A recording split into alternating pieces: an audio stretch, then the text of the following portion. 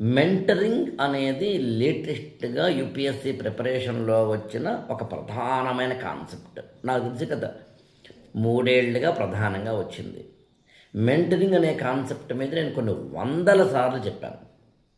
ఇప్పుడు ఇంకొంచెం latest points చెప్పే ప్రయత్నం చేస్తాను. చాలా జాగ్రత్తగా వినండి. చివరి వరకు వినండి. ఎందుకంటే నేను ఏఐ ఆర్టిఫిషియల్ ఇంటెలిజెన్స్ మీద ఆధారపడిన మెంటరింగ్ గురించి ఇందులో మాట్లాడబోతున్నాను. మెంటరింగ్‌కి, కోచింగ్‌కి తేడా ఉంటుందని ముందు గుర్తుంచుకోండి. కోతి పిల్లల్ని పెంచేటప్పుడు పిల్లల్ని పట్టించుకోదు. తల్లి కోతి ఇలా ఎగురుతూ ఉంటుంది. పిల్ల కోతి పట్టుకుంటే పట్టుకుంటుంది, అది వదిలేస్తుంది.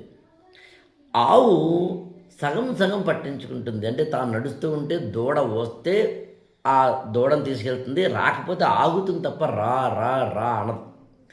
పిల్లి తన పిల్లల్ని పెంచేటప్పుడు ఖచ్చితంగా చాలా కేర్ తీసుకొని, చాలా జాగ్రత్తగా తీసుకొని పిల్లల్ని పెంచుతుంది. అంటే కోచింగ్ అనేది కొంతవరకు, ఇంకా చెప్పాలంటే రెసిడెన్షియల్ కోచింగ్ అనేదేమో పిల్లి పిల్లల్ని పెంచడం లాంటిది. మామూలు మన యొక్క ఆఫ్లైన్లో, ఆన్లైన్లో కోచింగ్ అనేదేమో ఆవు పిల్లల్ని పెంచడం లాంటిది.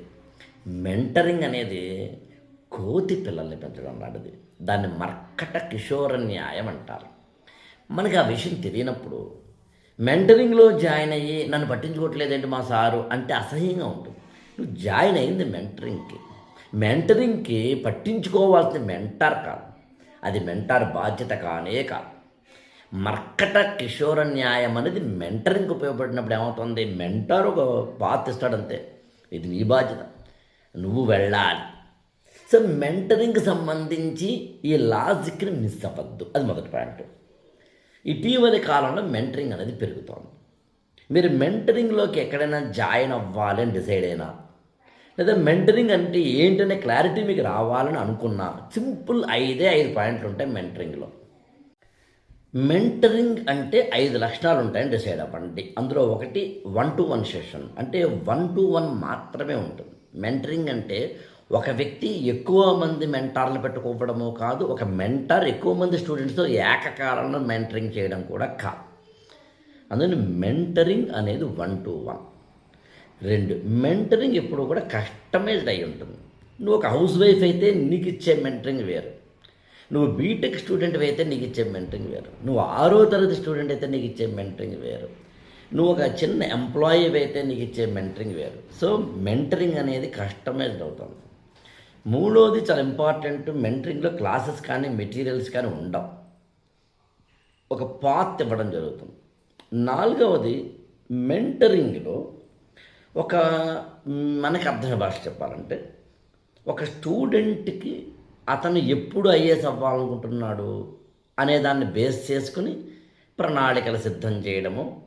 ఉదాహరణకి 3 ఏళ్ల తర్వాత ఐఏఎస్ అవ్వాలని ఒక స్టూడెంట్ అనుకుందాం. అతను నా దగ్గర జాయిన్ అయ్యాడు అనుకుందాం. 3 ఏళ్ల తర్వాత కదా, ఇప్పుడు నేను హర్రీ పెట్టకూడదు. 3 ఏళ్ల తర్వాత నువ్వు ఐఏఎస్ అవ్వాలి అని కనుక నా దగ్గరికి వస్తే, మెంటరింగ్లో జాయిన్ అయితే ఉదాహరణకి నేను మెల్లగా టార్టాయిస్ ర్యాబిట్లో స్టోరీ లాగా నేను తీసుకెళ్లాల్సి ఉంటుంది.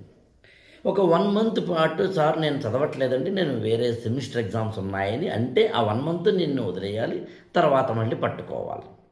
ఇచ్చిన లాజిక్ మిస్ అయితే 1 మంత్ ఎలా చదవకుండా ఉంటావు? అదేంటది, మెంటరింగ్లో జాయిన్ అయ్యావు కదా అని మెంటర్ అన్నాడు అంటే మెంటర్ అని అర్థం, లేదా స్టూడెంట్ అంటే.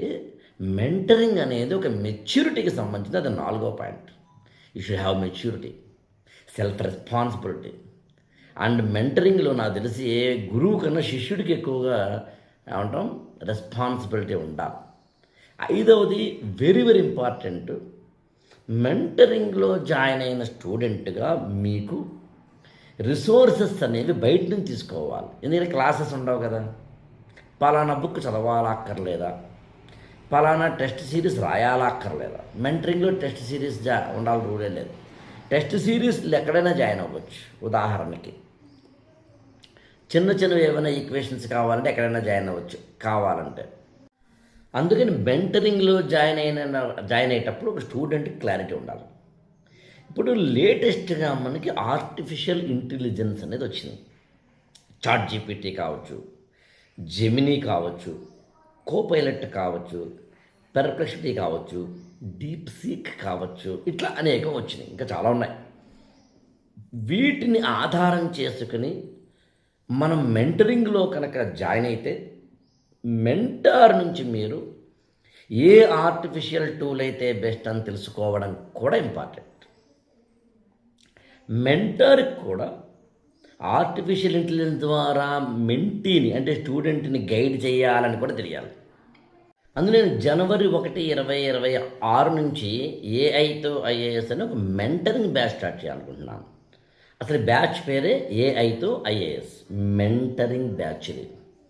అందుకని కొంచెం మెంటరింగ్కి జాయిన్ అవ్వాలి అనుకుంటున్న వాళ్ళు ప్రత్యేకంగా దీనికి రిజిస్టర్ చేసుకోవాల్సి ఉంటుంది. అంటే ప్రత్యేకంగా రిజిస్టర్ చేసుకోవడం అంటే కొంచెం నేను మిమ్మల్ని గ్రూమ్ చేయాల్సి ఉంటుంది కాబట్టి. అందుకని 8897261008కి ఫోన్ చేసి జనవరి 1 నుంచి ఏఐ టు ఐఏఎస్ మెంటరింగ్ బ్యాచ్కి ఎన్రోల్ అవ్వండి. ఇందులో ఒక అడ్వాంటేజ్ చెప్తాను మీకు. నా దగ్గర అంటే ఈ మెంటరింగ్ బ్యాచ్ వాళ్ళకి నేను కొంచెం